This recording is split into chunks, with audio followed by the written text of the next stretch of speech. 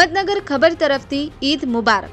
હિંમતનગર ઈદગાહ ખાતે સર્વે મુસ્લિમ બિરદદારોએ ઈદ ઉલ ફિત્રના તહેવાર નિમિત્તે મોટી સંખ્યામાં ઉપસ્થિત રહી ઈદની નમાઝ અદા કરી હતી અને એકબીજાને ઈદની શુભેચ્છા પાઠવી હતી, જેમાં એ ડિવિઝન પોલીસનો ખૂબ જ સારો સહકાર મળ્યો હતો।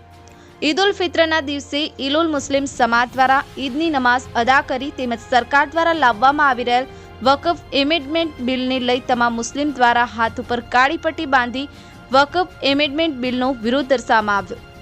સોએબ પ્રોફેસર, હિંમતનગર ખબર ન્યૂઝ, રમેશ સત્યની સાથે।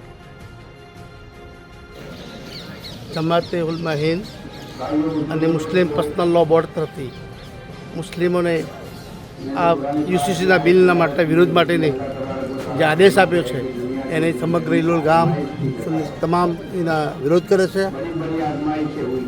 અને 2024નું જે બિલ તમારો વિરોધ છે અને સૌને સવા ભારતના માણસોને ઈદ મુબારક। આ ઈદના દિવસે આપને કોઈ દેશવાસીઓને કોઈ સંદેશો આપવા માંગી રહ્યા? બસ ઈદ મુબારક, સૌને શુભેચ્છા પાડ્યો છે। પૂરો દેશના સબ માણસો એક અને જૂથમાં રહે એવી શુભેચ્છાઓ।